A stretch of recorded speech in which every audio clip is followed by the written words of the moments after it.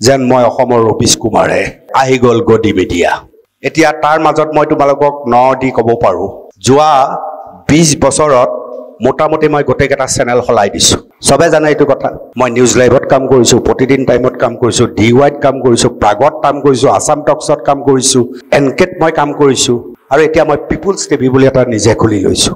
ওপৰত যিটো স্বাধীনতা থাকিব লাগে, সেই স্বাধীনতা তেওঁলোকে আমাক প্ৰদান কৰা নাই। যিকোনো সংবাদ প্ৰতিষ্ঠানৰ অন কেমেৰা, যাক তোমালোকে কেমেৰাত দেখি থাকা, সেই মানুহজনে কেৱল বাতৰিটো বা অনুষ্ঠানটো কৰেহে। সেই অনুষ্ঠানটো কেনেকৈ কৰিব তাৰ সিদ্ধান্ত আন বেলেগে লয়।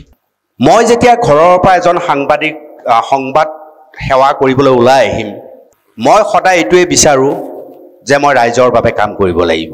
তাৰপিছত মই এটা সংবাদ প্ৰতিষ্ঠানত কাম কৰিলোঁ। সংবাদ প্ৰতিষ্ঠানখনৰ এটা নিজা নীতি থাকে। সেই নীতি কোনে নিৰ্ধাৰণ কৰে? সেই নীতি তাৰ যিজন এডিটৰ ইন চিফ থাকে, মুখ্য সম্পাদক থাকে, সেই মুখ্য সম্পাদক আৰু চেনেলটোৰ বা কাকতখনৰ মালিকজন, তেওঁলোকে নীতি নিৰ্ধাৰণ কৰে। বহু সময়ত দেখা যায়, কেৱল মই এটা নিৰ্দিষ্ট দলৰ কথা কোৱা নাই, প্ৰতিটো ৰাজনৈতিক দলৰ এটা লক্ষ্য আৰু উদ্দেশ্য থাকে, যেনে তেনে তেওঁলোকে বিচৰা বাতৰিটো প্ৰকাশ হ'ব লাগে। তেওঁলোকে বিচৰা বাতৰিটো যদি প্ৰকাশ নহয়, তেতিয়া তেওঁলোকে এটা তীব্ৰ উত্তেজনাৰ মাজত থাকে। মই ধৰি ল'লোঁ, চমুকে কৈছোঁ যে হোজাই সমষ্টিৰ 26ৰ বিধানসভা নিৰ্বাচন আহি আছে, 3 মাহ 4 মাহ আছে।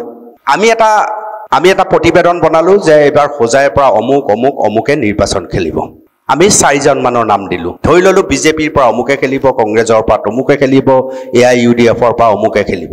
আমি এটা বাতৰি দিলোঁ। সেই বাতৰিটো প্ৰকাশ পোৱাৰ পিছত সেই বাতৰিটোৰ নিবিচৰা আৰু আন কোনোবাই প্ৰাৰ্থী হ'ব খোজা মানুহবিলাকে এটা প্ৰেছাৰ ক্ৰিয়েট কৰে। সেই প্ৰেছাৰটো সেই হাউচটোৰ মূল মানুহজনলৈ যায়, এডিটৰ ইন চিফ, মুখ্য সম্পাদক অথবা মালিক পক্ষৰ।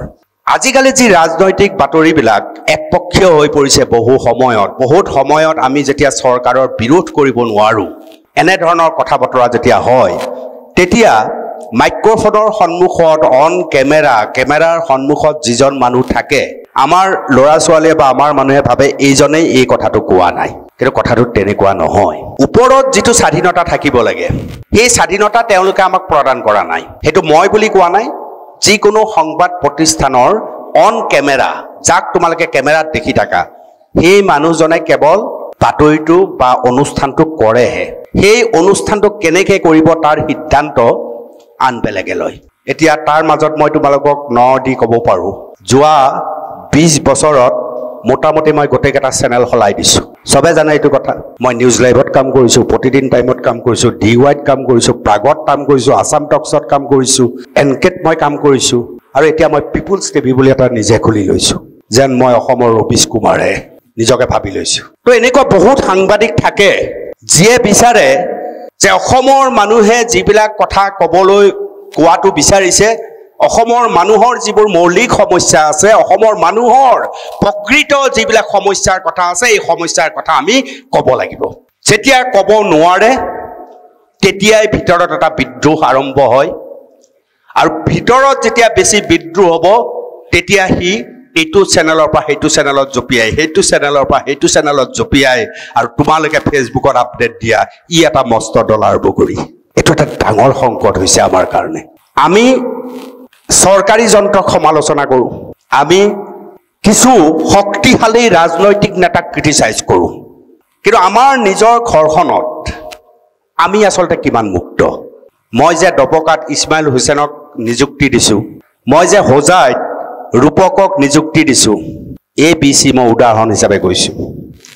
সেই ল'ৰাজনে, সেই কৰিস্পণ্ডেণ্টজনে কিমান স্বাধীনভাৱে কাম কৰাৰ সুবিধা পাইছে। এই যে স্থানীয় সাংবাদিকজনে কাম কৰিছে, তেওঁৰ এটা পৰিয়াল আছে। সেই পৰিয়ালটো পোহপাল দিবৰ বাবে তেওঁ সেই হাউচটোৰ বাবে যিটো ত্যাগ স্বীকাৰ কৰিছে, তাৰ বিনিময় তেওঁ পাইছেনে নাই? বেছিভাগতে এই ক্ষেত্ৰত এটা নিগেটিভ দিশহে প্ৰতিফলিত হয়। গতিকে মই ভাবোঁ যে কোনোবা পলিটিকেল প্ৰেছাৰটো সহিব পৰাকে এটা সংবাদ প্ৰতিষ্ঠানৰ জোৰ থকাটো প্ৰয়োজন। সেইখিনি শক্তি আমি যোগাৰ কৰাটো প্ৰয়োজন সাংবাদিকতা তেনেকুৱাই বস্তু য'ত প্ৰেছাৰ থাকিব য'ত আক্ৰমণ থাকিব য'ত শত্ৰুতা থাকিব কিন্তু তাত আমি যদি হিৰ নত কৰোঁ আমাৰ যদি ৰাজহাৰ বেকা হৈ যায় তেতিয়া এইটো জনতাই ক'বলৈ আৰম্ভ কৰে আহি গ'ল গদি মিডিয়া গতিকে ৰাজনৈতিক যিটো হেঁচা মই সেই হেঁচাটোক সমালোচনা নকৰোঁ মই সমালোচনা কৰোঁ মোৰ নিজক যে মই সেই ৰাজনৈতিক হেঁচাক প্ৰতিবাদ কৰিব পৰাকৈ কৰ্ম সক্ষম কিয় নহয় এতিয়ালৈকে মই সেইটোকে সমালোচনা কৰোঁ